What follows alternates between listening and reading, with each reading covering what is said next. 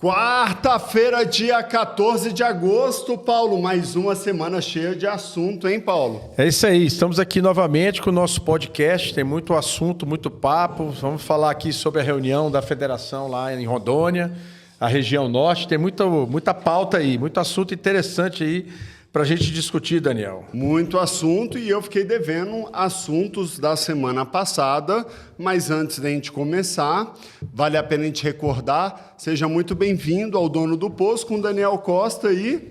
Paulo Tavares, o Dono do Poço, o podcast para você, revendedor... Revendedor do Brasil. Revendedor do Brasil, mas quem é da distribuição, refinaria, do mercado de combustível, inclusive até frentista, né? A gente tem muito assunto aqui. Você está convidado. Gerente, por aí vai. Tudo relacionado a posto de combustível e o setor, você encontra aqui no Dono do Poço. Só uma curiosidade aqui, Daniel. Hoje eu tive uma reunião com um advogado que acompanha a gente no podcast, nos nossos canais, e viu matérias e pautas e assuntos que interessam a ele. Ele nos procurou para conversar. Olha aí. Inclusive, questões, obviamente, ligadas ao meio jurídico do nosso setor. É isso aí, pode nos procurar, você pode também mandar comentários aqui embaixo, ou fazer parcerias, ou até mesmo patrocinar, como já temos alguns patrocinadores que a gente vai citar aqui ao longo do nosso podcast. É isso aí. Vamos lá, então, vamos começar. Eu fiquei devendo dois assuntos, que vai ser a nossa pauta 1 e 2, tá, Paulo? Sim, fechado. Eu falei do MHEV, eu falei do HEV, do PHEV e o EREV. E é fácil de confundir, né, Paulo? Você decorou o que é cada um, não? Não decorei não, Daniel. Eu confesso que eu não decorei, mas já achei muito interessante as suas colocações. O que eu fiquei devendo? Eu vou dar um resumo rápido para a gente não ficar muito nesse assunto, mas eu fiquei devendo de dar exemplos de carros de cada um. Tá? E eu queria começar com MHEV, que chama Mild Hybrid Electric Vehicle, né? Que se trata de um carro híbrido leve, e esse sistema mais simples é o sistema mais simples que um automóvel pode ser, e consequentemente o que menos economiza combustível de um carro híbrido leve. O motor elétrico não consegue tracionar as rodas sozinhos, no máximo dá uma ajudinha momentânea. Foi aquilo que a gente estava falando. Exato. Ele só ativa na hora de fazer uma ultrapassagem, quando você pisa fundo. Um dos exemplos é o Kia Sportage, o novo Audi A3, Caoa Chery Tiggo, Mercedes-Benz, hein? Classe C. Olha aí. Land Rover e Discovery, esses novos estão vindo híbrido. Agora, uma potência de um carro, de um motorzinho elétrico é substancial, né? Ele dá aquele empurrãozinho rápido, né? O carro elétrico, ele tem uma potência adicional ali que ajuda muito. Esse chama MHEV. O HEV são os híbridos convencionais, né, que todos nós conhecemos, e ele é chamado de ou convencional ou em série, que é o HEV, né, que tem uma fonte externa de recarga. A bateria deve ser abastecida pelo próprio motor ou com reaproveitamento de energia cinética das frenagens. Então, quando você freia, também está recarregando a bateria. Exemplos comuns do mercado: Toyota Corolla, Corolla Cross, GWM Aval H6, Honda Civic, Lexus e Kia Niro. Olha aí, ó. PHEV, esse é fácil de lembrar. Quando começa com P, gente, é o plug-in. É aquele que você tem que carregar. Botar lá na tomadinha. Isso, ele não tem conexão com o motor a combustão, tá? Então ele precisa carregar assim como um elétrico. E ele não tem combustão, é só elétrico? Não, ele tem a combustão. Todos esses que a gente está falando são híbridos. Ele tem os dois motores. São sobre os híbridos, né? A gente só está falando sobre híbridos, tá? O elétrico, ele sempre tem que carregar de qualquer jeito, porque ele é só elétrico. Perfeito. Mas esse, quando ele começa com PHEV, que é o Plug-in Hybrid Elétrico Vehicle, ele tem que ser carregado, porque ele não tem conexão com o motor a combustão. Perfeito. Então ele precisa sim da recarga. Tá? Eles combinam os motores elétricos e baterias maiores com o carregamento por fonte externa. Ou seja, esses carros podem ser recarregados em estações para veículos elétricos. A grande vantagem desses híbridos plug-ins é a autonomia, ligeiramente superior em comparação a outros tipos. Alguns carros dessa categoria podem rodar até 150 quilômetros sem gastar uma gota de combustível, hein? Exemplos: o próprio GWM Aval H6 PHEV, o BYD Song Plus, que é um híbrido da BYD, Jeep Compass 4XE, Mini Countryman, Porsche Cayenne, Volvo XC60. Mas aqui, esse exemplo é um usado, porque a Volvo não está querendo fabricar mais híbrido não, Pois só é, elétrico. né? Nós vamos, inclusive, falar sobre isso aqui, alguns casos aí, né? Exatamente. E o último é o EREV. Esse é o mais raro de encontrar. É aquele que a combustão só é utilizado para recarregar a bateria elétrica. É como se ele só existisse para fazer a recarga, né? Que o exemplo que eu tinha dado era o BMW 3 e o Series M9, que vai chegar em breve aqui no Brasil. Tá? Ele só é utilizado para recarregar. Olha só que interessante. Interessante. É como se ele fosse um elétrico, mas tem um motor lá, combustão. Para que ele serve? Só para recarregar. Só para recarregar a bateria. Né? Então, ele é utilizado. Lembrando que quando o motor, ele utiliza o motor a combustão para recarregar a bateria, obviamente que o carro vai consumir mais combustível. E vale lembrar também, Paulo, que quando a gente tem um carro híbrido, ele tem 2 motores, 2 transmissões. Sim. E o dobro de componentes para se dar o quê? Manutenção. Mas ele utiliza o mesmo modelo, só para ficar claro para o pessoal, na parte com câmbio.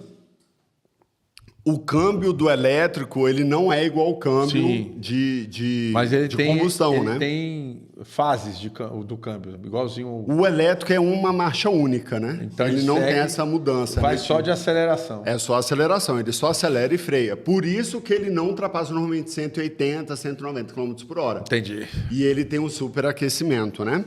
Então, esse é o tema da primeira pauta que eu fiquei devendo. Trouxe aqui mais detalhes e muitos exemplos. Tá? A gente falou, então, sobre todos os tipos de híbrido, que são 4 tipos. Perfeito. E eu fiquei devendo também as novidades que vêm de elétricos e híbridos ainda agora, em 2024. Tem muita coisa, Paulo, olha só. Esse é o segundo item da nossa pauta, hein? Olha só, o que vem agora para esse ano? Omoda e Jaico começa a vender carros agora em agosto. De onde é a fabricação? Não botei aqui o país, mas pelos nomes são chineses. Para o Omoda. São carros que terão um preço entre 160 mil e 230 mil. Será que não é japonês, não? Pode ser, japonês ou chinês, sim. Pelo nome são um dos dois. Eu acho que está mais próximo do Agora, japonês. olha só os preços, Paulo. 160 mil e 230 mil. Preços competitivos. Preços competitivos e vai vir em versões ou elétricos ou híbridos. Então, não acabou com o BYD, não acabou com o GWM. Tem gente já comprando esses carros achando que esse é o futuro, mas está entrando aí muitos concorrentes. Já falei de uma marca. Outra marca, Paulo, Neta, é outra marca estreante que pertence ao grupo chinês Ozon.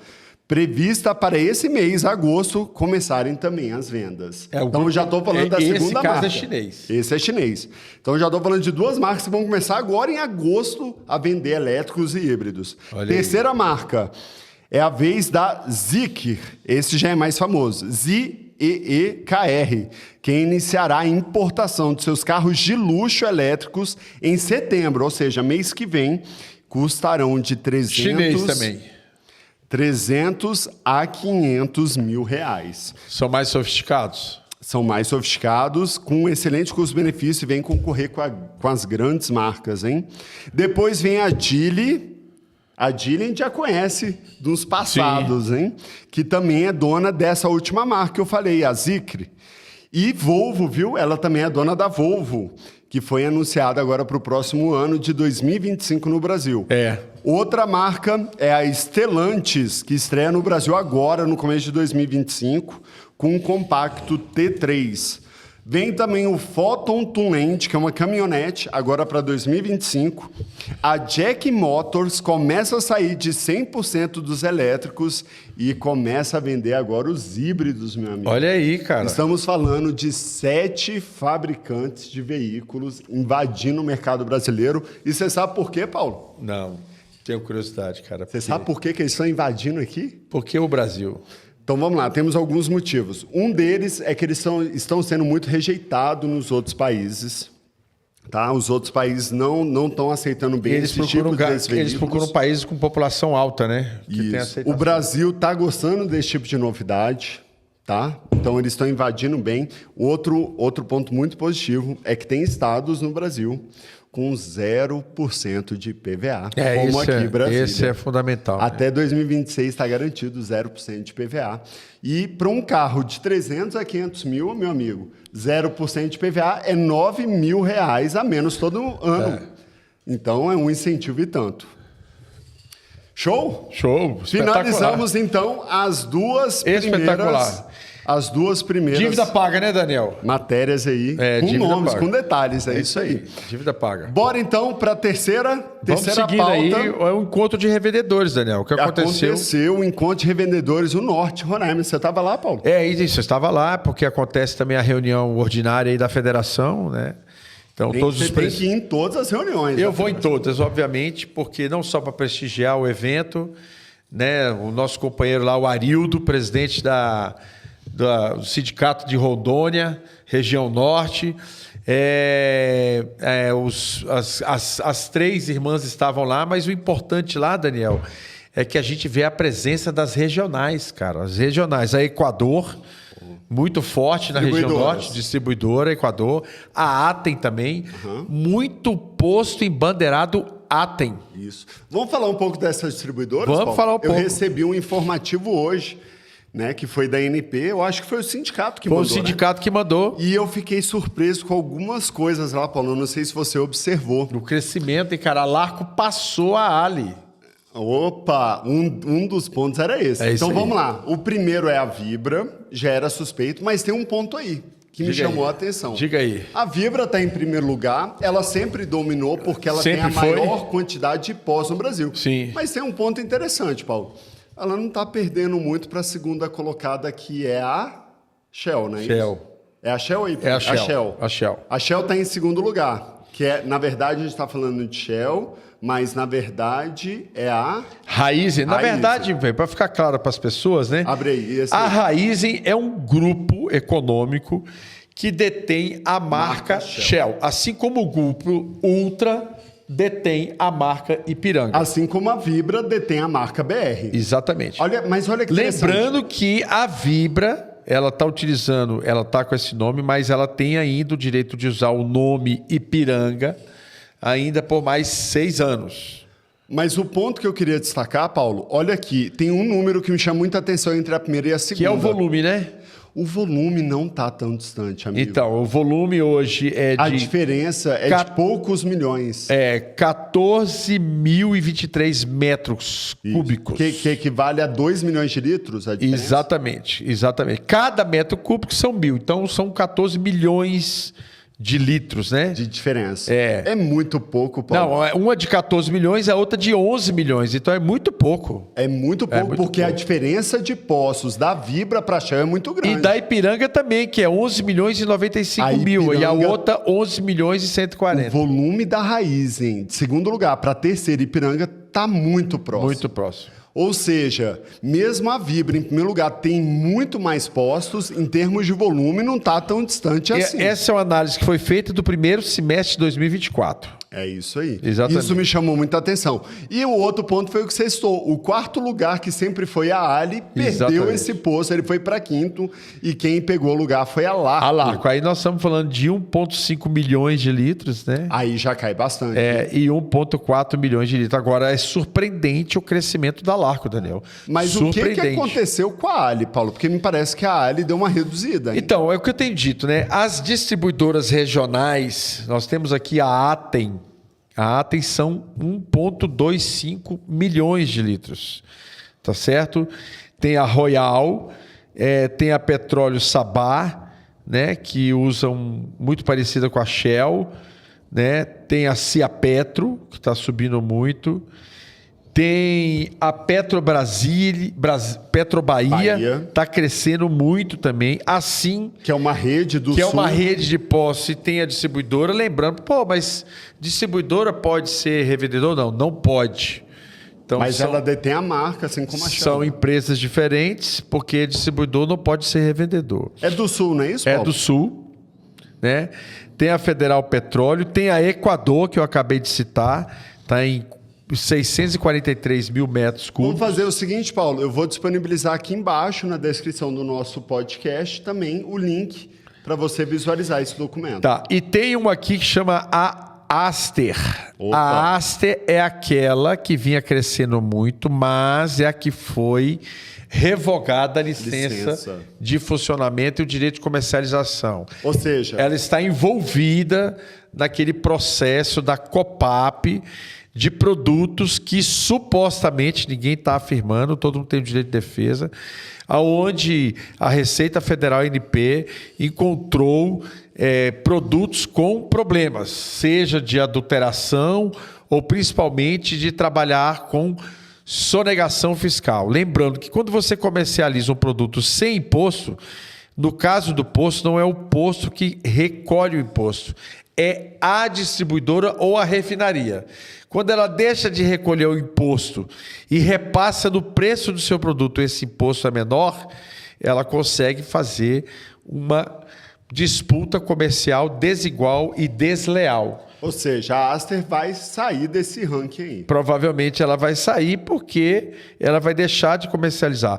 Também temos aqui a Rodóio. Qual posição que ela está? A Rodóio está na 16ª posição, que também está envolvida.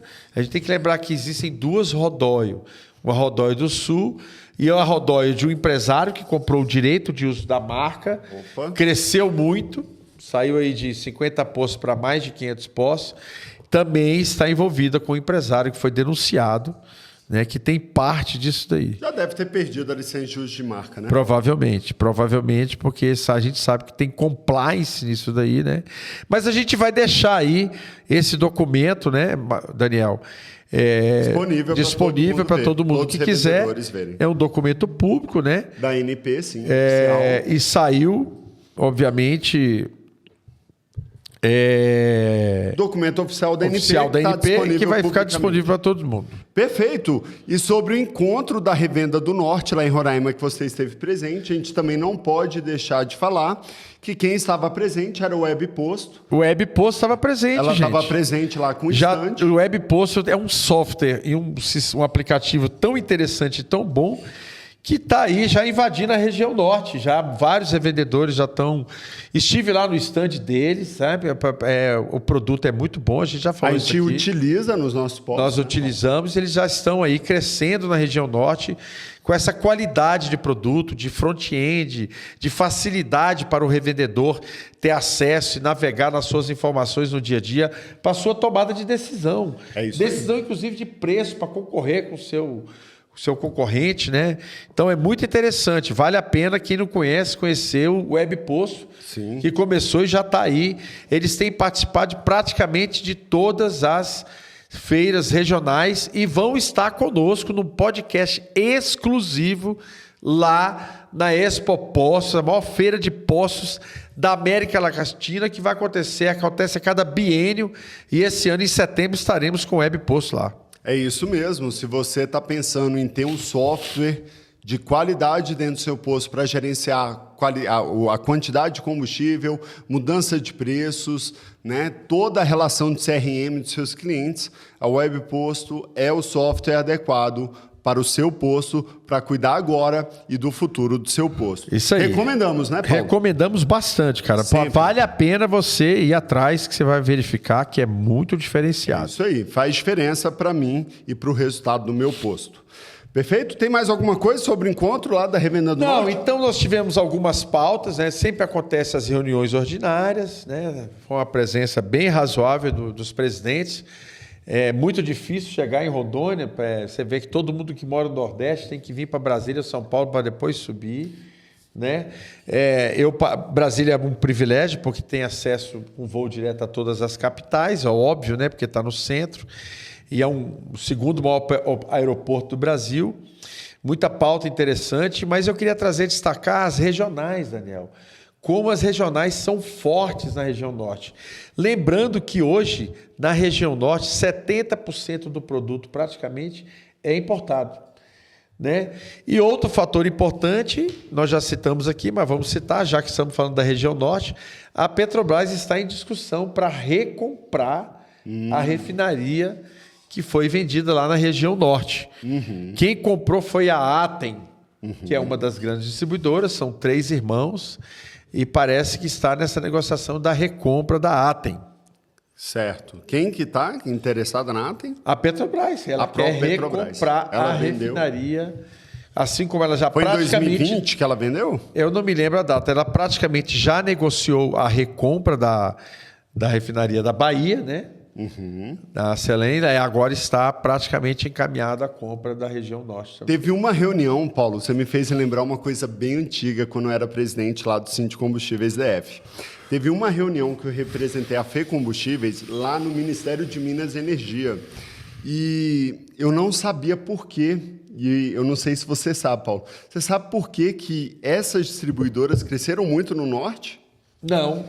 Porque nenhuma das 3 grandes tinha um interesse no norte por causa do custo, porque eram muito distantes, né, e tinha um volume muito pequeno. Então elas não tinham interesse, nem a Shell, nem a Ipiranga, nem a BR. Eu soube, inclusive, que a Raízen comprou a base da Vibra lá. Olha só. A Raízen noticiou lá no encontro que ela comprou a base da Vibra.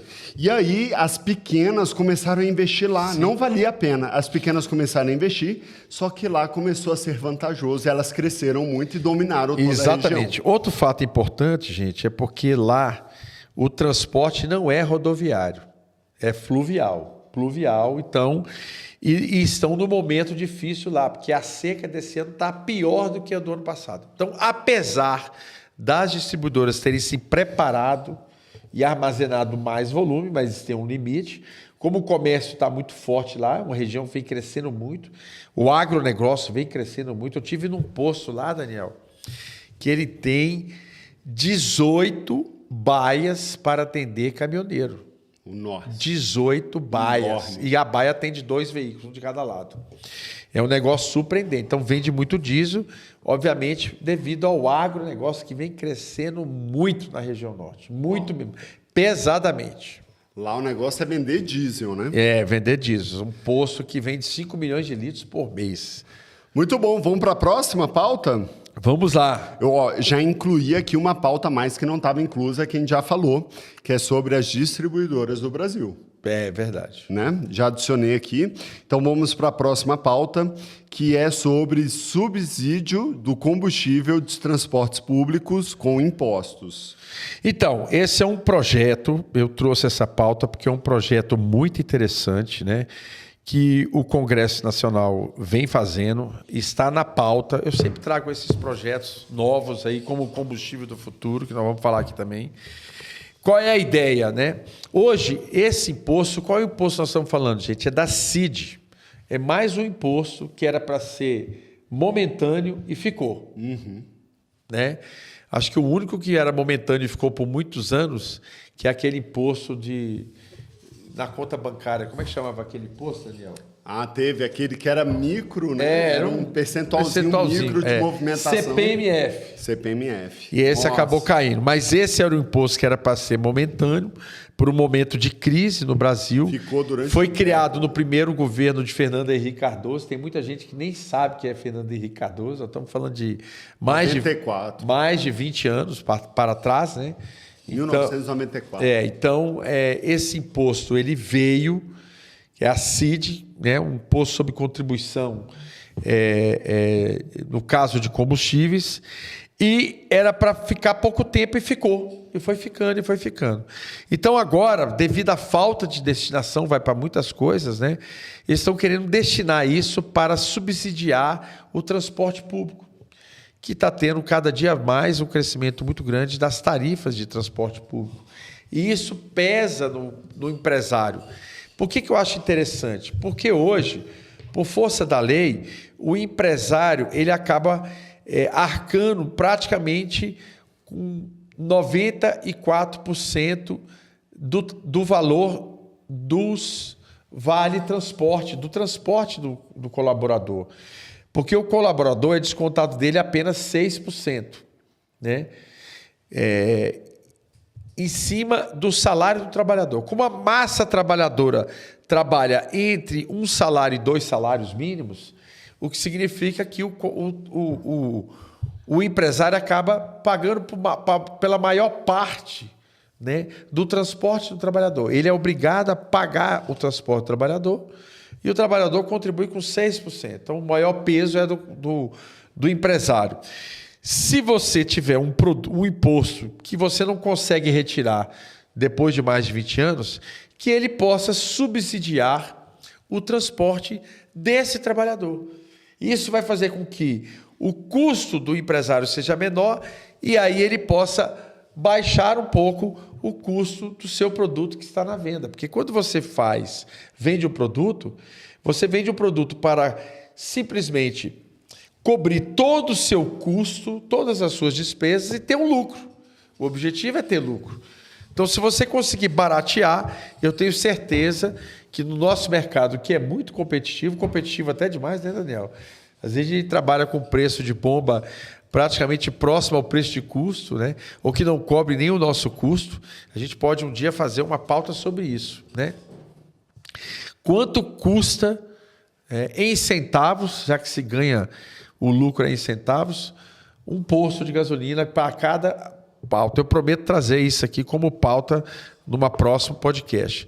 E então isso vai baratear. Então eu acho interessante, eu acho que a federação, como vem fazendo em outros projetos, né? Como a questão do IBAMA, a questão do combustível, a questão do projeto agora da sonegação, né? Que é o devedor contumaz. Eu vou falar um pouco sobre isso, que a federação possa investir pesado nisso e lutar lá junto ao Congresso Nacional, aos parlamentares, para que isso avance, que vai ser um custo menor para nós, revendedores, e para todo cidadão também, e para todas as empresas que têm custo com Vale Transporte. Perfeito, muito bom. Posso criar uma outra pauta aqui agora, rápida, Paulo? Pode, Daniel, manda bala. Eu vou atualizar uma situação que a gente já estava falando na semana passada e vou dar um andamento para te mostrar o que está acontecendo, tá? É um problema que eu estou enfrentando lá no meu posto com a ANP, tá bom? Não sei se você lembra, Paulo, eu troquei 2 combustíveis do meu posto. Sim, eu fiz o mesmo, um deles eu já troquei. E eu entrei no sistema SRP, né? SRD ou é SRD? E aí eu entrei lá de forma digital e solicitei a atualização cadastral do posto, né? E lá eu solicitei a troca de 2 combustíveis. E lá eu tenho que enviar 3 anexos. Você lembra quais são? Não lembro. O alvará de funcionamento, a licença do Corpo de Bombeiro e a licença operacional. Sim. Por acaso, agora em 2024, a licença operacional do meu posto, eu estou em processo de renovação. Ou seja, eu cumpri todos os requisitos. Mas ainda não saiu a renovação definitiva. Mas ainda não saiu. O que eles já me responderam? Não serve. Tá? LO, nesse processo de renovação, não serve. Ou seja, eu não posso atualizar os combustíveis do meu posto. Importante esse debate, Daniel. A gente vem discutindo bastante isso com a ANP e não avança, cara. É um problema. Outro ponto, bombeiro. Já solicitei. Eu tenho um bombeiro de dezembro de 2022, 1 ano e meio atrás. Ele falou que também não serve. Está desatualizado. É 1 ano agora. Agora é 1 ano. Eu mandei o protocolo de renovação e ele falou que também não serve. E não demora, não sai em menos de 30 dias. Ou seja, para você mudar o produto. Para eu mudar 2 produtos, eu não estou mudando, eu não estou fazendo reforma do posto, Paulo. Você só vai deixar de derramar diesel no tanque e derramar outro produto. Exatamente. Eu estou mudando o quê? Eu estou tirando um tanque de gasolina de etanol comum, botando um etanol ativado, e outro do diesel para gasolina pódio, e eles não autorizaram. Mas eu já troquei o combustível. O que vai acontecer comigo, Paulo, agora? Pois é, pode multar, né? Pode me multar, porque eles falaram, tá pendente, ou seja... Só do mesmo processo. Ou seja, e agora, o que eu faço, Paulo? Pois é, então, no caso do diesel, eu parei de vender mesmo e não fiz a troca do tanque ainda. Estou avaliando, mas eu parei de vender. Parando de vender, não tendo comercialização, não tem que ficar preenchendo aquele formulário. E você vai ficar com o tanque parado? Vai ficar com o tanque parado. Ou seja, não sei se é o correto, Paulo, mas será que eu deveria ter pedido autorização para a ANP antes de ter mudado os combustíveis? A ANP, na verdade, ela te dá a prerrogativa de você... normas da ANP.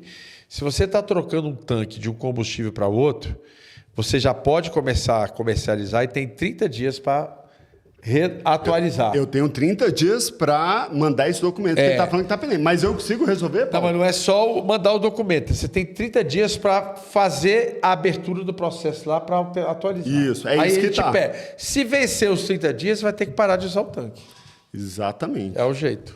Mas veja só, não faz sentido isso. Também acho. Há uma semana atrás, antes de eu pedir a solicitação de mudança de combustíveis, que eu fiz no dia que eu mudei os combustíveis, eu tive a fiscalização da ANP, que eu te comentei. Sim. E eles viram que estava em processo de renovação tudo. Exatamente. Eu tenho os documentos que eu estou em processo de renovação e está tudo legal. E aí agora, para mudar os 2 combustíveis, eu não consigo fazer essa atualização. Exatamente. É como se eu não estivesse legalmente ativo na ANP.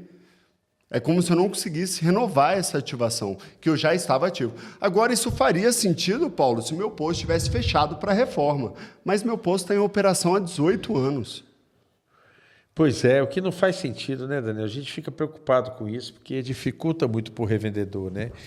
E aí o posto está lá funcionando, ou seja, você pode funcionar, vender os produtos que você não modificou no tanque, mas não pode vender outro produto. Será que a gente consegue algum tipo de diálogo com a ANP com relação a isso? Eu acho que você precisa Porque fazer por isso. sistema não tem como, porque o sistema ele só pede assim, aguardo novos documentos comprovando que você acabou com sua Mas pendência você de pode bombeiro. mandar a documentação por via correio também, né?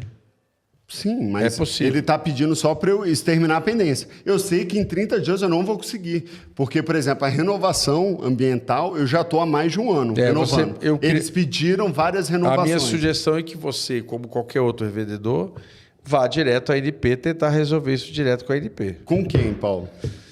Tem que procurar o diretor de fiscalização primeiro, né? Fiscalização? É, fiscalização, porque você poderá ser fiscalizado e quais são as instruções que ele acha que deve fazer. Lembrando que essa questão de não ter licença, eu, inclusive, faço parte da Câmara Julgadora de Recursos do Meio Ambiente. É claro que em casos que envolve poço eu não posso votar e nem ser relator, mas tem muita demanda lá de exatamente isso aí, cara. Que existe uma pendência lá no órgão ambiental, que no caso de Brasília é o IBRAM. O IBRAM não anda por deficitário em colaboradores, né? E eles acabam cobrando multa, não estão nem aí. Depois, na Câmara Julgadora, ou às vezes até na Justiça, isso é derrubado, né? Porque não justifica o cara entrar nos prazos. Como o órgão não tem qualificação e nem colaborador suficiente, fica atrasando os processos. Você acredita, Paulo, que se eu levar para o presidente da FE Combustíveis para a gente tentar um diálogo junto com a ANP, a gente conseguiria avançar com isso? Eu acho que sim. Porque eu acho que uma boa conversa com a ANP a gente também conseguiria resolver. Nós já falamos isso pela federação, né? Em alguns casos, algumas coisas melhoraram. Outras, não. Então, acho que a gente pode ir pelo sindicato hoje e procurar lá, porque o seu caso é o mesmo do meu. É porque assim, Paulo, a questão é, não tem problema eles negarem a atualização de cadastro, eu só quero entender o porquê especificamente. Será Exato. que é porque alguém está fazendo essa substituição de produto Pois é. e está dando algum golpe que não é a minha intenção? E aí ele tem que ser feito dessa forma, negar, e não deixar atualizar o produto. É um problema a Agência Nacional de Petróleo, cara. Eu confesso, se você deu entrada e sabe que não mudou nem o condicionante nem nada, por que deixar o posto parado? Por que o IBRAM consegue fazer você andar com uma licença tácita, mas o posto tem que ser a licença de operação? Porque a licença tácita, se você der entrada no prazo de 6 meses, você recebe ela. Você fica funcionando, já que tem uma lei que permite, exatamente. Não é só lei, não. Se eu der uma entrada tem várias decisões judiciais, que isso significa que a minha que na verdade é operacional 120 dias. 120 dias, isso. Então ela permite a continuidade.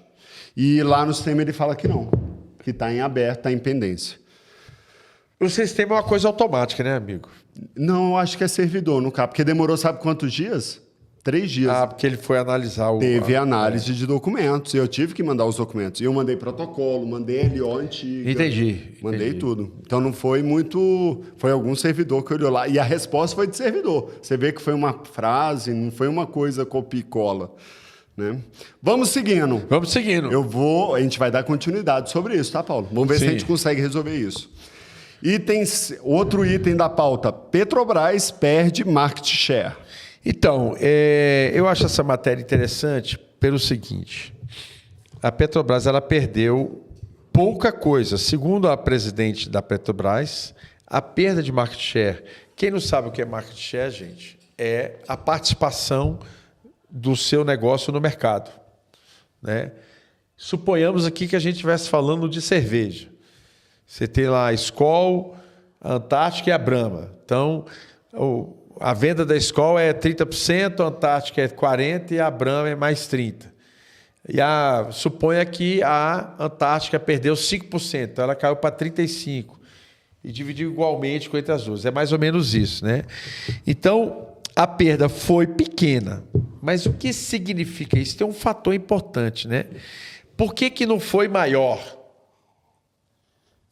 Porque a gente sabe, Daniel, e a gente vem comentando isso aqui há muito tempo, que as grandes distribuidoras, as três irmãs, a nível Brasil, são as que mais consomem Petrobras. Então, a parcela infinitamente maior, né, acima de 80% dos produtos refinados pela Petrobras vão para essas três grandes distribuidoras. No Distrito Federal, elas são 100% produto vindo da Petrobras pelo duto que vem da refinaria de Paulínia. E veja que a Petrobras, hoje, com essas três, as três têm um preço muito diferenciado dos chamados bandeiras brancas. E mesmo assim, a Petrobras não perdeu tanto share. Significa que, apesar da diferença de preço, só não piorou porque ela conseguiu reduzir, manter, em alguns casos, um preço menor que a paridade e em outros maior. A maior parte menor. Mas, nós vamos falar aqui logo em seguida, isso não afetou o lucro da Petrobras. Não é a paridade que afetou o lucro da Petrobras. Então, ela tem uma política diferente. Veja que ela passou mais de um ano para fazer um reajuste agora em 2024, que foi o primeiro reajuste, né? Quando você faz muitos reajustes, você mantém a paridade, né? Como a gente sabe que a paridade, o preço do bandeira branca está muito menor que os chamados bandeirados, significa que ela conseguiu manter um share com essa concorrência desigual com relação ao preço. Então, isso foi muito importante. A presidenta, né, diz que foi a política da Petrobras de preço que fez com que não teve tanta perda de mercado, ou muito pouca. Inclusive, está crescendo o número de postos que estão não renovando com as três os seus contratos de renovação de distribuição de combustíveis. Isso a gente já vem vendo há alguns anos, né? É isso aí. Próximo item. Terceiro trimestre gerou aí um prejuízo para a Petrobras. É importante falar sobre isso, Daniel, que não houve uma especulação no mercado e nem na Bolsa, apesar do prejuízo da Petrobras. Por quê? Eu trouxe uns dados aqui, Daniel. A última vez que a Petrobras teve um prejuízo foi no primeiro trimestre de 2020. Nós estamos falando entre o governo Temer e o governo Bolsonaro, 2020. Final do governo Temer, que foi um governo razoável com relação... 2020. Primeiro trimestre de 2020. Teve uma perda, né, um resultado de 48,5 bilhões negativos. Não, mas 2020 não foi o Temer. Já estava no Bolsonaro. Bolsonaro assumiu em 2018, né? 2018. É verdade. Você tem toda a razão. Foi início da pandemia. Foi início da pandemia, exatamente. Mas esse prejuízo, Paulo, foi o quê? Novos investimentos? Bom, o que dá hoje? Não, porque na verdade o prejuízo, você pega o lucro bruto e retira investimento. Aí você tem o quanto que você teve lucro ou prejuízo. Neste caso aqui, né, no balanço, foram alguns fatores importantes. Outra coisa, antes de eu entrar nesse detalhe do balanço, né, é importante frisar que todas as petroleiras 10 maiores, tá, entre as 10 maiores, todas perderam muito lucro neste momento. Para você ter uma ideia, duas delas tiveram negativo, 0,3 a Petrobras, 0,1 a BP, e todas as outras tiveram, com referência ao trimestre anterior, crescimento de 0,7%, 1,9%, 3% ou 4%. Nós só tivemos grande crescimento na Saudita, da Arábia Saudita, e na ExxonMobil, né, com crescimento de 29% e 9%, respectivamente. Isso tem alguns fatores que geraram esse prejuízo, por isso que não houve grande alvoroço no mercado. Desvalorização, O primeiro é o dólar, que disparou no mundo inteiro. Tá? Todas as economias do mundo dispararam o valor do dólar. E por que disparou o valor do dólar? Uma preocupação com a recessão nos Estados Unidos. Como a política de juros manteve a taxa de juros dos Estados Unidos alta, positiva, ela foi negativa ao zero por muitos anos. E, obviamente, o disparo do dólar ocorreu devido à preocupação de recessão nos Estados Unidos. Chegamos a bater a casa de 5,80 e abrimos hoje a 5,45. Opa! Porque vem despreocupando já no mercado nacional e também no mercado internacional, essa possibilidade de recessão está cada vez menor. Perfeito. E um outro fator muito importante, né, é que a Petrobras, né, fez um acordo, né, de 26 bilhões de reais, né, no CARF, que é o Conselho de Administração de Recursos Fiscais, né, que incluiu um pagamento de 19,8 bilhões de reais, que a Petrobras deixou de pagar muito mais do que isso, era 3 vezes maior. Quando ela fez esse acordo, eram questões tributárias, houve o acordo, então ela teve que tirar do caixa. Então nós estamos falando de 19,8 bilhões de reais. Veja que se a Petrobras, né, não tivesse pagado esse acordo, né, que são 19,8, ela teria lucro, tá certo? Teria um lucro muito maior, muito próximo, 3 ou 4% menor do que teve no trimestre passado. Então, ela deu prejuízo porque ela pagou uma dívida tributária, tá certo? Se não tivesse pagado essa dívida tributária, ela teria lucro. Então, o mercado, ele se manifesta baseado, olhando na situação contábil da empresa, né? E no fluxo de caixa da empresa. Todos os outros índices da Petrobras são positivos, né? Nós estamos falando, Daniel, de uma empresa que comercializa produto que na faixa de 80 e poucos dólares e o custo dele é 25 dólares. E por que o dólar influencia? Porque 30% do custo Petrobras é em dólar. São equipamentos, apesar dela ser referência em tecnologia, parte dos equipamentos são importados, né, Daniel? Como qualquer empresário, né? Quando o dólar sobe muito, empresas que dependem do comércio em dólar, ele ganha na venda da exportação, mas perde no pagamento de equipamentos e manutenção que são feitos em dólar. Que o digas a empresas de aviação, né? Nossa. Você compra passagem real e elas estão trabalhando o tempo inteiro em dólar. Tudo delas é dólar, tá? Então, nós teve aí esses 18 bilhões e outros 6,6 bilhões de depósitos judiciais, o que levou a Petrobras a ter esse resultado negativo. Agora, veja que ela está entregando dividendos e vai entregar dividendos desse trimestre, porque para entregar dividendos é lucro bruto menos investimentos, tá certo? Então, nós não estamos falando aqui do prejuízo. Estamos falando de resultado. De resultado, né? Do resultado em geral. A empresa não teve prejuízo, ela teve um resultado negativo devido ao pagamento lá de tributos que ela fez o acordo com o CARF. Não estamos falando de fluxo de caixa. O fluxo de caixa da Petrobras deve estar bem gordinho. E o EBITDA ajustado da Petrobras está na faixa de 62 bilhões de reais, Daniel. Nós estamos falando aí, né? Então, se ela não tivesse esse problema do dólar e pagados o acordo com o CAF, nós teríamos aí um lucro de 28 bilhões de reais. Então, dentro da expectativa, né, do trimestre anterior, que foi em torno de 24 bilhões. Então, é um resultado bem expressivo. o que significa que, apesar de tudo, a empresa vem sendo bem gerida. E outro, em analisando em vários fatores e vários analistas, né, nós estamos falando de uma empresa que acabou de mudar o seu presidente, né? Então, você não é com 30 dias, 40 dias ou 2 meses que você vai mudar toda a estrutura que estava montada, né? A nova presidente é uma pessoa do mercado, tem muito conhecimento, as posições dela são muito coerentes, isso está demonstrando que não houve pânico no mercado, apesar da manchete ser negativa. Perfeito!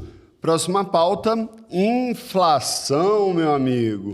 Inflação aí veio comendo nos últimos meses e um dos principais influenciadores, como sempre, combustíveis fósseis. Pois é, Daniel, pois é.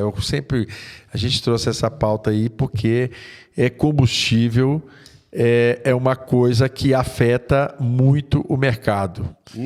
Porque ele tem um peso muito alto na inflação, Daniel. Ele tem um volume, né, que realmente afeta todo o país, todo o Brasil, e porque ele tem um imposto também muito agregado com toda a movimentação financeira Brasil. O que é importante frisar, Daniel? Para se fazer... Eu já trabalhei com pesquisa de opinião, já trabalhei na Codeplan, que é o órgão que faz pesquisa, inclusive Instituto de Custo de Vida no Distrito Federal.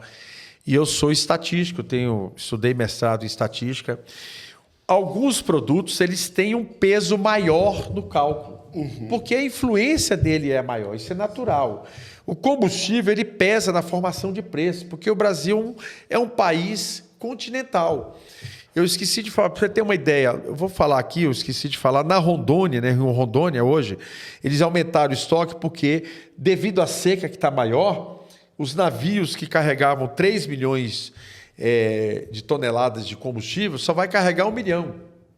E o rodoviário lá é absurdamente caro. A gente está acostumado a pagar aqui 5 centavos de transporte rodoviário, lá o frete é de 70 centavos. Olha o quanto a gasolina pode subir. 70 centavos só de frete rodoviário.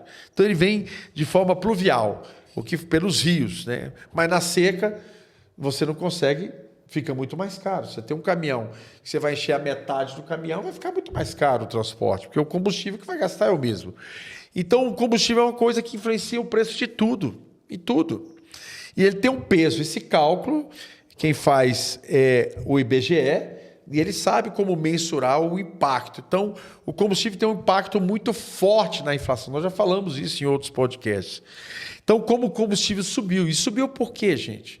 Porque a Petrobras fez o primeiro reajuste do ano, né, em todo o território nacional, e houve também o reajuste do anidro, que impacta na gasolina. E o anidro subiu de novo, né? Depois de pequenas quedas, voltou a subir nas últimas 2 semanas. Isso impacta no preço. Então, para se ter uma ideia, nós tínhamos aí pela ANP no início do ano um preço médio a nível nacional em torno de R$ 5,70 e hoje está em R$ 6,10 a gasolina. Isso tem impactado e, obviamente, impactou na inflação. Então, a inflação veio um pouco maior. O centro da meta é 3,5% e já está batendo na casa dos 4%, né, de inflação para o ano, né?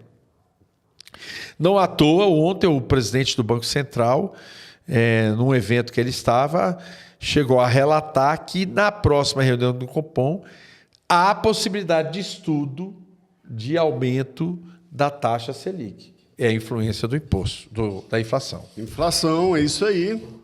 Eu achei até, Paulo, comentando sobre inflação, que ainda foi baixa perto de outros anos e o que a gente vem enfrentando, né? Ainda bem, né, amigo? Outro assunto que você trouxe é que a BMW está querendo uma legislação própria sobre os combustíveis sintéticos. Então, a BMW, em um evento, ela fez uma declaração muito interessante. Isso aqui vale para a questão. Porque na Europa, né, ela citou muito a questão da Europa, daquela tese de 2035 abolir os carros a combustão. A Europa já está pensando em revisar essa questão. Ela já vem fazendo essa discussão. Já tirou essa questão de pauta. E a BMW fez uma crítica muito forte e construtiva, né? A questão do carro a combustão não pode ser um corte radical. Simplesmente, vamos abandonar o carro a combustão. E vamos para o elétrico. E vamos para o que quer que seja. E aí ela vem fazendo uma questão. Talvez se pudesse ter uma legislação mais clara sobre biocombustíveis e os combustíveis sintéticos. Para se ter uma ideia, a Toyota hoje, Daniel, tem carro que pode ser movido, à base dessas siglas que você gosta de citar, 100% com óleo de cozinha. Sim. Que é um óleo que pode ser sintetizado e transformado num modelo de biodiesel. Sim. E ela tem carro hoje que funciona com esse óleo. Só biocombustível tem aqui no Brasil. O que é essa pauta interessante? Há pouco tempo aqui a Agência Nacional de Petróleo fechou, né, uma empresa de biocombustíveis que estava... Porque para você conseguir produzir o biodiesel, você precisa de metanol. Na indústria química do biodiesel, você precisa de metanol. Para você produzir X% de biodiesel, você precisa de Y% de metanol. E a empresa começou... Veja que é a tecnologia, né? O brasileiro é muito bom para ser criativo. A empresa começou a comprar muito mais metanol do que o previsto para a produção do seu biodiesel. Esse é o primeiro erro. E ela estava fazendo o quê? Dizendo que estava produzindo biodiesel, mas, na verdade, parte do metanol ela estava vendendo no mercado. Porque o metanol que é utilizado para o biodiesel tem o ICMS, o imposto mais barato. Aí lá vem a concorrência desleal. Aí estava derramando metanol em gasolina, que é muito difícil verificar, e metanol no lugar do etanol, porque ele estava saindo muito mais barato. Por isso que a gente vê aí, às vezes, posto, que eu costumo falar, o barato, às vezes, sai caro. Né?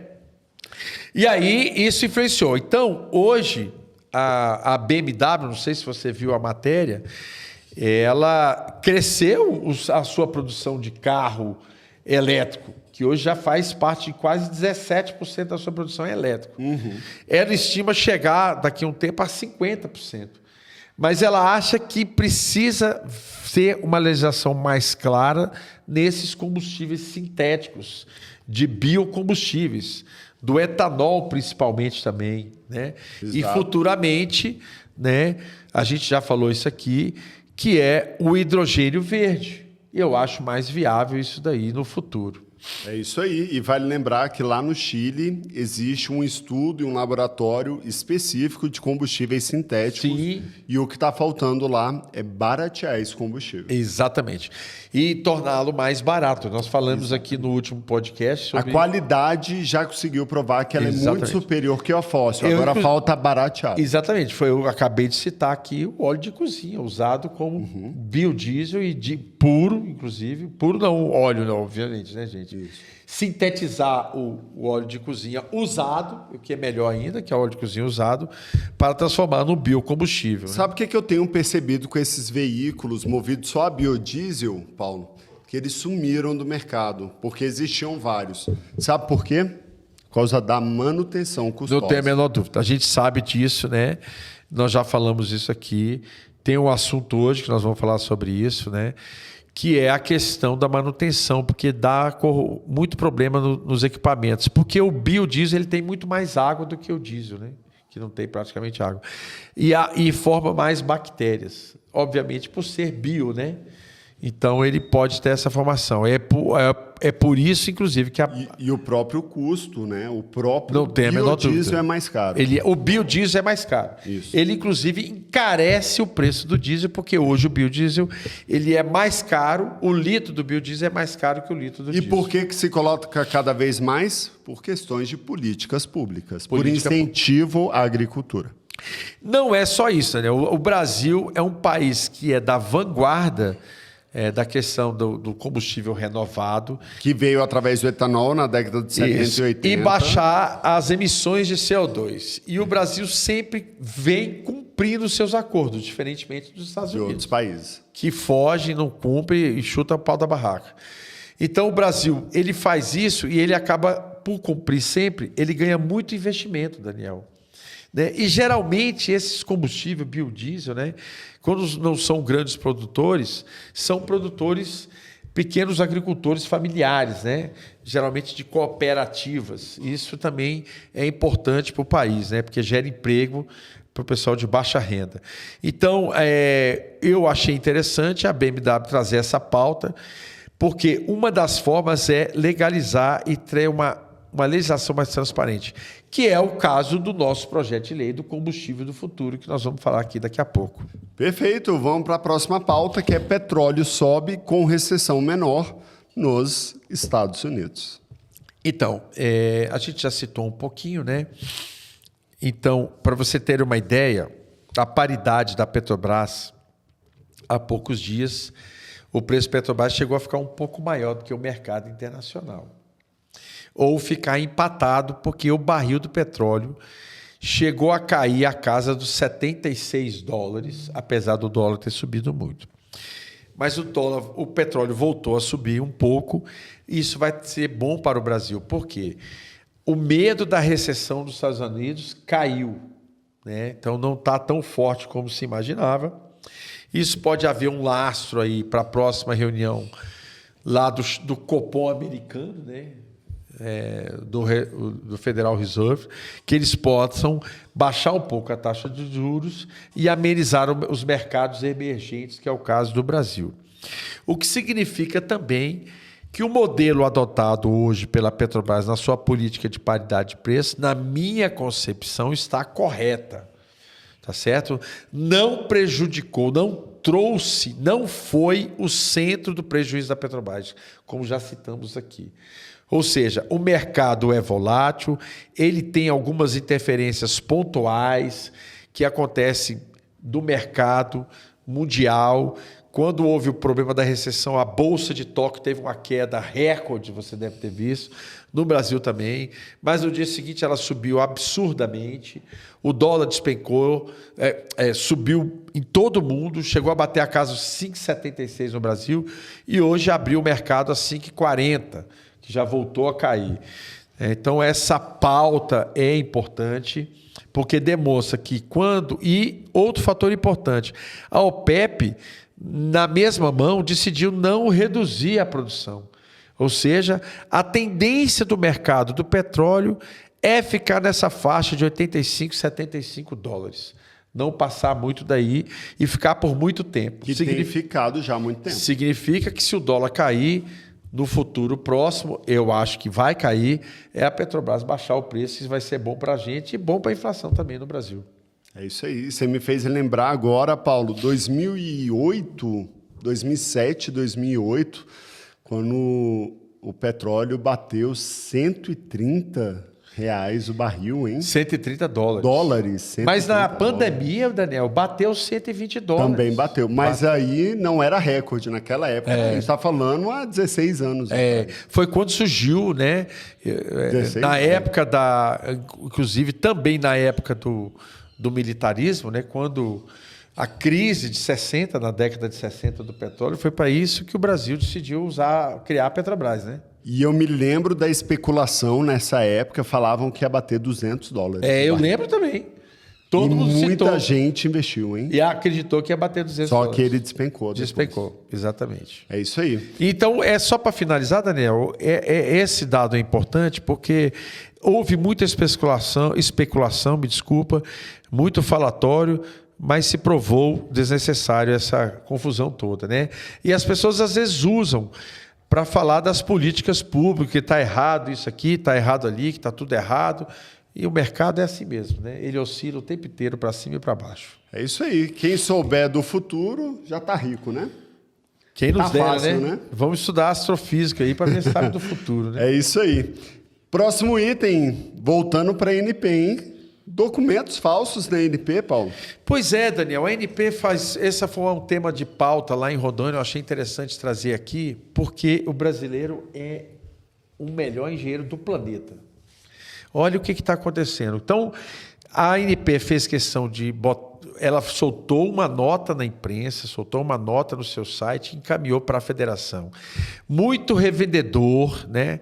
Ou renovando, ou abrindo novos negócios. Por quê? O cara quebra o negócio, sonegação fiscal, aí usa um novo CNPJ. Com documentos falsos, E a ANP está jogando duro, fazendo muita investigação em cima. Mas olha o que o brasileiro faz. A gente sabe que abrir um posto de gasolina é complicado, né? Um CNPJ. Por quê? Porque é um negócio potencialmente poluidor. Então, tudo é mais difícil para posto de gasolina. Mas o que o cara faz? O cara pega um determinado endereço, que é para posto, abre um CNPJ, por exemplo, de loja de conveniência ou borracharia. Aí ele tira o alvará de funcionamento. Quando ele tem o alvará de funcionamento, olha a engenharia. Ele vai lá e troca o KNAI do negócio. E pega aquele novo KNAI e manda para posto de gasolina e manda aquele alvará, depois ele só trocou lá, para a ANP para abrir o posto de gasolina. Sim, isso pode, isso consegue. Mas é isso que eles estão fazendo. E aí, aquele posto, em tese, não deveria nem o CNPJ estar aberto, porque ele não atingiu algumas premissas. Então, a ANP está entregando, dentre esses casos, outros, muitos documentos falsos. Então, eu falo para você, revendedor, tomar muito cuidado, que pode inviabilizar o seu negócio. A ANP está com a força-tarefa por causa dessa documentação falsa. É a engenharia do brasileiro. Você acha que isso está acontecendo aqui no Distrito Federal, Paulo? Ele não citou aonde, né? Mas citou de vários casos. E isso passou a surgir quando? Hoje, né, com essas investigações aí em cima de refinarias e distribuidoras, e também do crime organizado, Daniel, que nós já falamos aqui, de mais de 1.200 postos que estão usando artimanhas, né? Porque quando chega lá naquele empreendimento, foi comprovado alguma irregularidade, fecha o empreendimento, ele vai e abre um novo CNPJ. Para não ficar fechado, como o CNPJ é uma coisa que tem que abrir rápido, ele abre alguma coisa que é muito mais rápida e depois vai lá e troca o KNAI para ficar funcionando. Perfeito. Tem um outro ponto aqui que você não citou, tá, Paulo? Mas tem também a inscrição estadual. Sim. A inscrição estadual também tem um outro pontinho aí, que aí, no caso, também normalmente não consegue tirar, né? Exatamente. Por causa do tipo de atividade pelo endereço. Exatamente. Mas pelo que eu já ouvi falar, não sei se isso é realidade hoje, mas se troca por uma caixinha de uísque aí para o fiscal. Já ouviu falar nisso também? Não, já até mais do que isso, né? Porque a gente está falando de Secretaria da Fazenda do Estado. Então, isso está acontecendo lá no chamado cafezinho e almoço, né? Mas aí já não é NP, né? E nem no caso aqui do DF, administração. Não é o caso do Distrito Federal. Nem prefeitura de outros estados. Não há casos aqui no Distrito Federal. Sim. Não há casos. Perfeito. Temos mais 2 itens na pauta, porque eu tenho que incluir um outro aqui no final, que é muito importante, que você não incluiu. Mas antes, vamos falar de biocombustíveis. Vamos lá. Biocombustíveis é o próximo item de pauta, certo? O que acontece? Nós tivemos aí algumas informações importantes. A primeira é o seguinte, Daniel. Você sabe quanto vai ter de investimento em biocombustíveis no Brasil esse ano? Bicho, amigo. É número grande. É bi, né? Bi de biocombustíveis e de bilhões. Nós estamos falando aí, Daniel, de 48 bilhões de reais de investimento no setor de biocombustíveis. E quem é o mais forte hoje desses 48 bi? Quem? O mercado de investimentos está pesadíssimo no etanol de milho, Daniel. Olha só, milho. 16 bilhões dos 48 bilhões é na produção de etanol de milho. Olha só. Porque o etanol da cana está migrando muito para o açúcar, que você sabe o que acontece. Por causa do dólar. Por causa do dólar. E agora, Daniel, está surgindo muito. E o milho, você consegue fazer 2 safras por ano, né? Então está vindo muito forte investimento em etanol de milho. O americano, a maior produção de etanol, que é o segundo maior produtor do mundo, é do etanol de milho. Olha só. E o Brasil hoje está investindo pesadamente na produção de etanol de milho. Mas o americano, ele usa o milho também para o uísque, né? Sim. Que é muito famoso, porque lá eles bebem bastante. E todas aquelas batatinhas deles são feitas de milho, né? É milho? É milho. Como assim, Paulo? É milho. Aquilo é milho Triturado? Triturado. Você pega o pó Não é de batata? Não, você tem a batata da batata, mas tem esses potatoes aí todos aí. Que é milho? Feito de milho, cara. Pode olhar lá. É mesmo, nem imaginava. Da farinha de milho, cara. Nem sabia. Esses, como é que Que chama? é muito mais barato, né? Esses chips todos aí é feito de milho? Milho, cara. Não, sim, fandangos. Fandangos, todos eles. Não, esses são. Tudo Mas quando você falou tem batata... algumas batatas que é feita de milho. Olha também, só. da produção do farinha. É porque tudo isso hoje em dia é só botar no matizante, né? Vira batata, né? Sabor de batata. Você faz aquela coisinha redondinha, certinha, bonitinha. Faz sentido. Exatamente. É mesmo. Então hoje é produção de preço. Preço baixo. E hoje, quando a gente fala preço na agricultura, é milho. É milho. Olha só. E aí está muito forte aqui, entendeu? No Brasil, a produção de milho. O outro fator importante é que esse grupo, a gente sabe como é que é mercado, né, Daniel? Existe hoje um grupo, né, que faz uma frente de trabalho em cima de combustíveis legais, do combustível legal, desculpa, em cima do biocombustíveis, que estão pressionando aí o Congresso Nacional, que já passou pela Câmara e está no Senado, que é o combustível do futuro. Por quê? Porque eles querem o mais rápido possível o aumento do biodiesel, que hoje subiu de 12 para 14, que a previsão é chegar em 35 de biodiesel. 25 de biodiesel. E no etanol, na gasolina, de 35. Lembrando, né, que nós tivemos lá na época com o relator na Câmara. Esse é um projeto do governo federal, que logo que assumiu tem esse modelo, porque é uma pauta do atual governo, que eu acho muito interessante, que é a questão do combustível verde.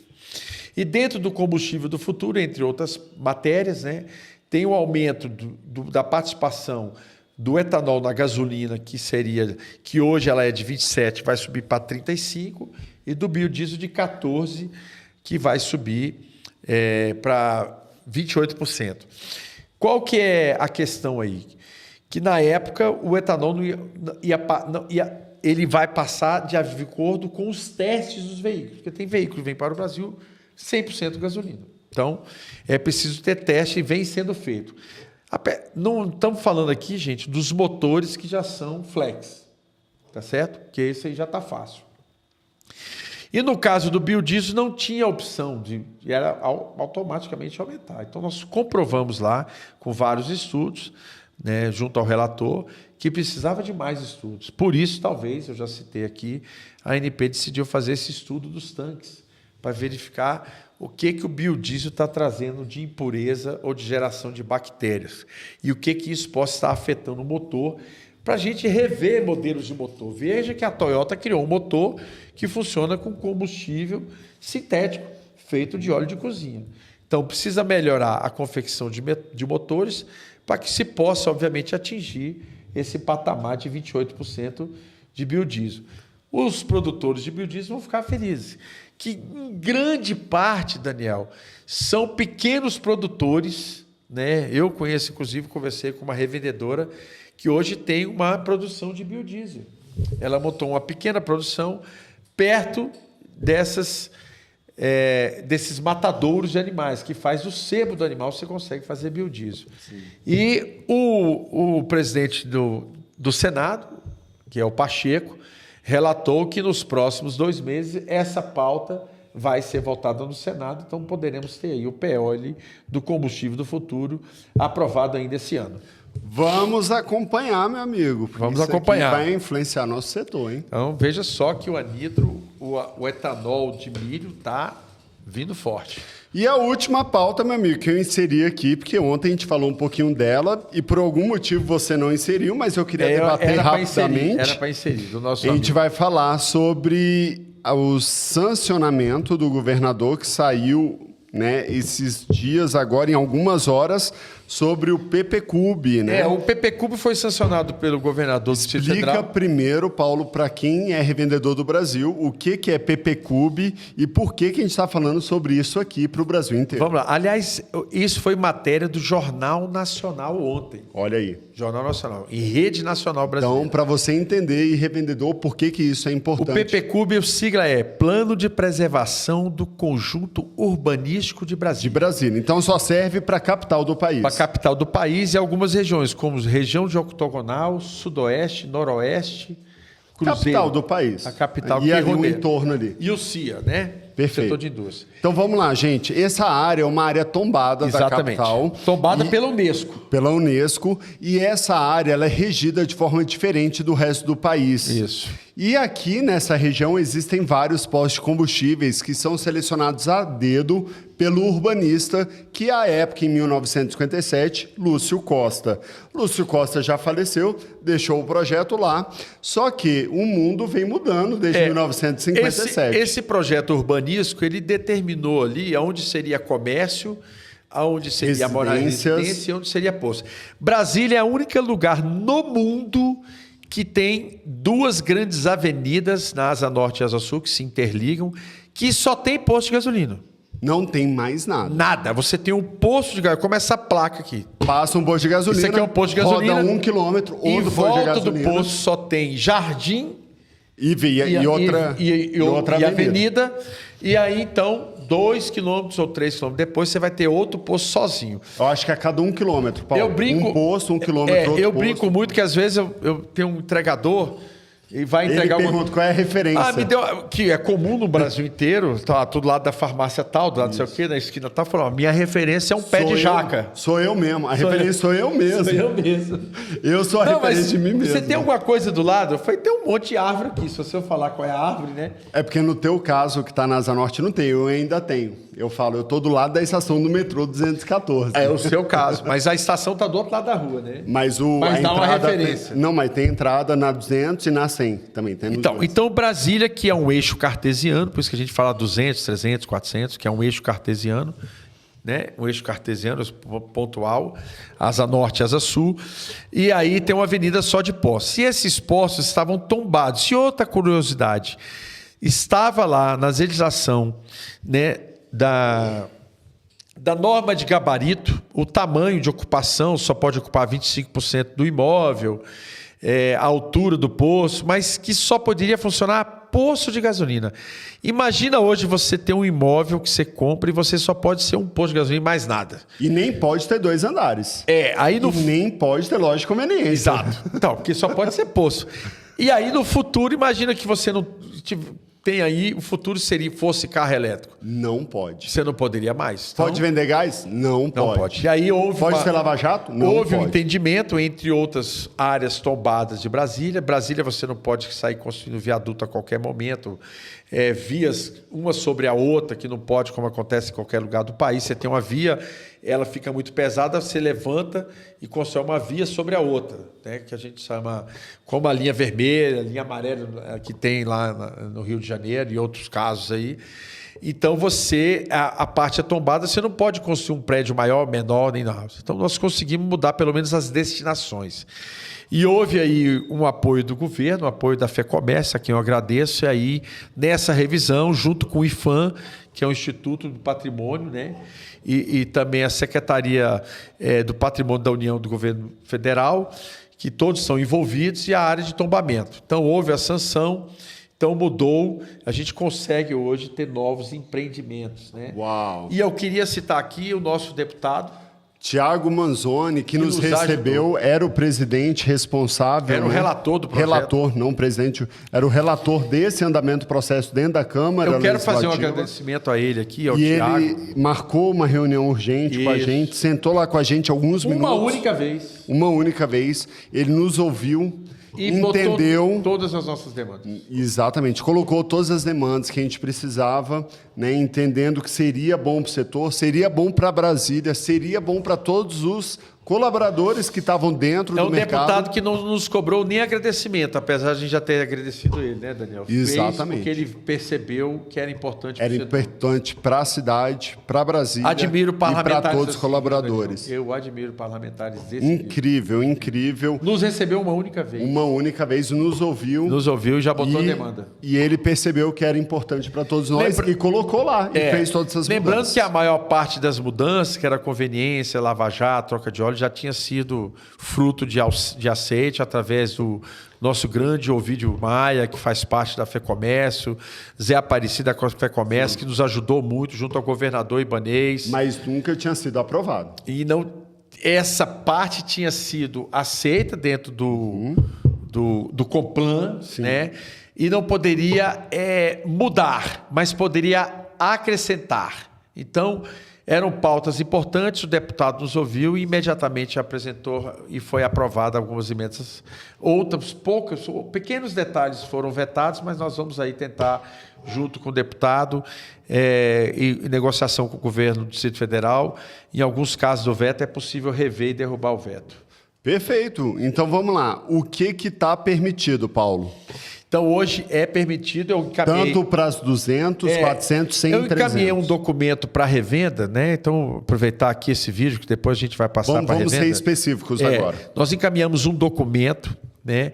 Que tem lá o link dos KNAIs. O KNAI é feito por grupo, seção, né? Classe e subclasse. E dentro do subclasse tem os descritivos, né? Então, por exemplo, grupo, posto de gasolina, aí seção...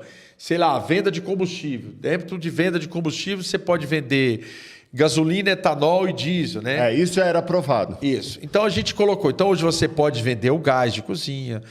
Foi aprovado GLP para todos? GLP tá então, lá vamos dentro. lá. GLP agora é permitido para todos os postos. O GLP, Daniel, ele está dentro de um subgrupo. Mas isso não podia para a PLL? Não podia, mas pode. Agora pode. Pode. Então, GLP, todos os postos do centro de Brasília podem revender GLP. E podem revender. Não poderiam, era só alguns. Outra coisa importante é que os postos PLL e PAG ficaram iguais.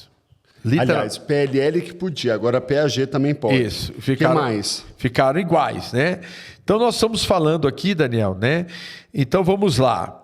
Não precisa citar todos, vamos falar do sentido mais amplo. Do sentido mais amplo, né? Você pode aí comercializar combustível, obviamente, isso é um subgrupo. Isso já sempre foi aprovado. Você pode comercializar reparos e manutenção de carros e motores dentro do seu negócio. Pequenos serviços mecânicos. Vender peças, acessórios. Você pode vender peças de automóvel. Ou seja, entra naquela parte de troca de óleo e... Aí os descritivos são 1 tonelada. São 60 descritivos. Tudo que envolve automóveis. Automóvel você pode vender, né? Dentro do comércio, você tem a parte de alimentação que entrou também. Então você pode ter restaurante, você pode vender bebidas, você pode vender peixe, pode vender carne. Padaria você vai poder ter. Então agora pode ter até mesmo revenda de carnes. Olha que legal. Pode vender peixe no seu poço. Peixe. Então tira a conveniência e põe uma peixaria, por exemplo. Você pode. Faz total sentido, então, muito legal. É isso aí. Então você para o carro, abastece e compra um peixinho para casa, tá certo? Perfeito, faz total sentido. Às vezes a conveniência não faz sentido, mas um peixe faz. O importante, a gente vê lá no IBGE que você tem lá a seção, né? E tem a divisão dos grupos, e dentro do grupo tem o subgrupo. Aí que você vai enxergar lá o peixe, a padaria, entendeu? Porque ele aprovou pelo grupo. Teve até aquela polêmica, né, Daniel? Aqui no Distrito Federal, negócio de funerária. Mas é porque a gente pediu para ele que pudesse ter lavanderia, um salão de beleza. Salão de beleza que já existem, né? Enquanto o cara está lavando o carro, por que não fazer a unha? Fazer a barba, fazer a unha, cortar o cabelo. Não tem problema nenhum. Aí quando coloca esse KNAI, tá lá que poderia ser na verdade, quando funerária. Coloca classe, aí você tem salão de beleza, cosmético, perfume, aí tem lá... Funerária, na subclasse. Aí poderia ter uma funerária dentro do posto. E a imprensa que sempre nos ajuda, sempre, eu quero fazer aqui um voto de sempre, dessa vez atrapalhou, né? Aí o governador, devido a essa matéria de funerária, vetou a classe. A gente vai lá tentar tirar a subclasse funerária e manter o resto. É porque ela fala assim, agora pode ter funerária em posto. A ideia não é ter funerária em posto. Eu posso vender jornais, posso ter uma papelaria no meu posto. Hoje produtos não faz recreativos, sentido, né? esportivos, posso vender tênis. Sempre, esse aí já estava previsto, né? Essa parte cultural. Artigos de vestuários, acessórios, calçados, Olha joias, só, relógios. Joia, relógio. Olha aqui, ó, olha a subclasse. Comércio varejista de gás liquefeito de petróleo. Gás. Então a gente pode... Está dentro do 4.8, que está aprovado. Você tem o 4.84-9, que é o gás. Então pode vender botijão de gás. Pode, porque está dentro da classe. Legal. Tá certo? Então, isso é importante. Manutenção e reparo de veículos automotores, né? Restaurantes e outros estabelecimentos de serviços de alimentação e bebidas, né? Serviços de ambulantes de alimentos. Eu posso pôr um ambulante lá, um quiosque, um vendedor de balas, um vendedor de hambúrgueres ali no cantinho. Sim, legal. Então, Já mudou existia, muito, né, ajuda muito. Isso significa que com esse setor de ambulante, cara, a gente tem a faixa de domínio, que é alojamento e alimentação. Eu posso ter um serviço de ambulante. Então, nosso pleito, que ainda não foi aprovado, que foi vetado, é farmácia, que a gente tem interesse, farmácia, e lavanderia e salão cosméticos. de beleza, tanto feminino quanto masculino. Exatamente. Esses 3 itens que a gente ainda quer que a gente vai aprovação. discutir lá para ver se, no veto, na derrubada do veto, A gente consegue aprovar. reanalisar e destrinchar aquela classe. Tira Só a funerária, subclasse. tira a funerária, que não é nosso interesse, e põe só a subclasse de serviços. Apesar que vender caixão e imposto não vejo problema nenhum, mas não é nosso interesse. Não é nosso interesse. Muito bem, pessoal. Queremos agradecer aqui sua presença no Dono do Posto. Queremos relembrar que software para posto é no Web Posto o melhor sistema de gestão para posto de gasolina, tanto no celular quanto no desktop. Acredite, revendedor, não é só vendendo, não. É porque é fato. Nós trouxemos um parceiro que já nos atende e casou a parceria. É sensacional. É isso aí. Você vai ficar surpreso do que ele vai trazer isso aqui no seu celular. Todo mundo já sabe que faz tudo no celular hoje, né? É tudo na nuvem. Tudo com segurança. Simplesmente hoje no celular você vai a banco, faz tudo. Hoje, inclusive, você assina documentos sem ir cartório. Eu estou impressionado a quantidade de movimento que caiu nos cartórios do Brasil inteiro. É impressionante. Eu conversei outro dia com um cara de cartório que é 90% de queda de arrecadação, porque você assina tudo. E hoje você faz tudo do seu posto, literalmente tudo no celular. Você tem grandes softwares que faz tudo no desktop, mas no celular, esse é o primeiro que é completo. Acredito que vale a pena para você conhecer. E falando em Web Posto, Paulo, eu queria citar alguns fatos que já ocorreram. Eu já tive outras dificuldades que eles até falaram, Daniel, isso aqui não tem nada a ver com Web Posto, é um problema mais de hardware, mas eles nunca deixaram de me ajudar. É o meu caso também. Sempre atento, sempre muito rápido, muito solícitos, né? Eu tinha um setor de atendimento na outra aplicação que eu usava muito bom, a referência aqui de atendimento, mas o que prejudicava era literalmente o software que não me atendia. Então, vai aí, eu sou um cara conhecedor de software, gosto, né, trabalho com isso, vivi isso, desenvolvi ferramentas, eu estou surpreso com essa ferramenta. Você vai gostar. Indicamos o Web Posto para você, revendedor do Brasil, e nos encontramos no próximo Dono do Posto aqui no YouTube. Um abraço a todos. Muito obrigado. Até mais. Tchau, tchau, pessoal do Instagram. Paulo Tavares F. Um abraço.